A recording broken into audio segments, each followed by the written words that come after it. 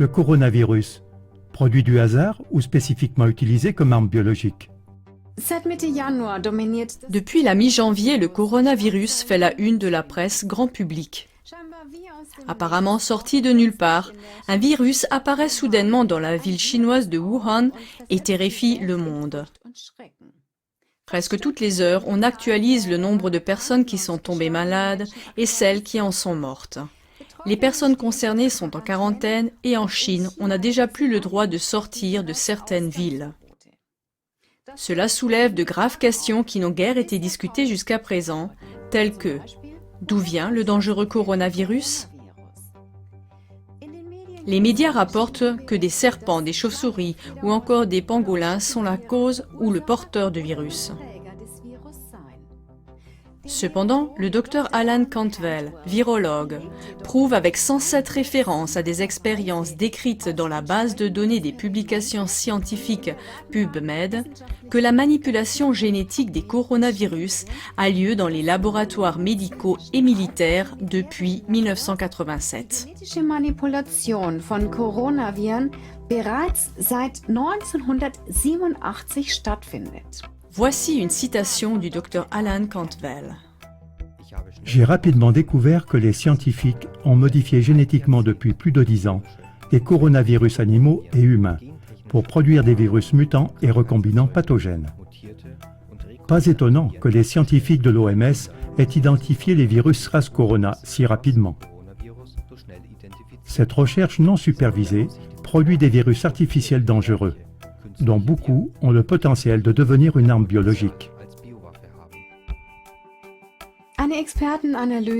Une analyse experte du Dr James Lyons-Weiler, virologue, montre même qu'un fragment particulier de la séquence génétique du virus ne peut avoir été inséré qu'en laboratoire.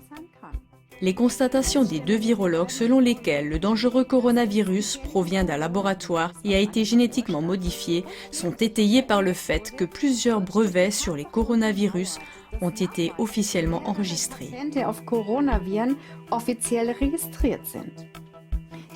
Ces faits conduisent inévitablement à une autre question importante. Le coronavirus pourrait-il avoir été délibérément lâché sur le lieu de l'épidémie ? Tout près du marché d'alimentation et de poissons de Wuhan, où le virus est apparu pour la première fois, se trouve l'Institut de virologie de Wuhan. Selon le journal télévisé allemand, c'est le seul laboratoire chinois de tout l'empire de Chine qui travaille avec des substances biologiques et des virus des plus dangereux.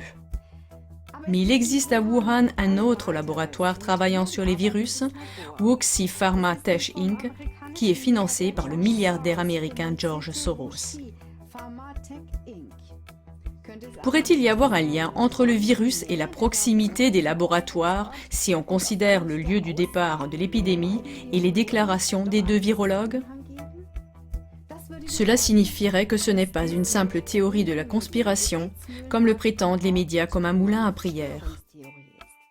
Il est intéressant de noter que les événements de Wuhan rappellent beaucoup deux best-sellers. Le polar de science-fiction The Eyes of Darkness, Les yeux de l'ombre, de Dean Koontz de 1981, écrit il y a environ 40 ans, et la prophétie de Sylvia Browne, End of Days, La fin des jours, de 2008. Ils décrivent les principaux axes du scénario actuel de la pandémie. L'auteur à succès Dean Koontz parle dans son livre d'un virus provenant d'un laboratoire d'armes biologiques chinois à Wuhan qui déclenche une pandémie. End of Days prévoit une pandémie en 2020 au cours de laquelle des personnes mourront d'insuffisance pulmonaire. Nous sommes donc en présence d'incroyables similitudes. Le déclencheur, un virus. D'où vient celui-ci? D'un laboratoire d'armes biologiques en Chine. Dans quelle ville? Wuhan. Quand? En l'an 2020. Avec quelles conséquences? Des personnes meurent d'une insuffisance pulmonaire. Dans le polar The Eyes of Darkness, le virus est appelé l'arme parfaite. Il tue l'ennemi sans combat et sans dévaster le pays. Des événements historiques d'une grande portée ont été prédits avec précision à de nombreuses reprises, comme le montre notre émission « Les crises globales ».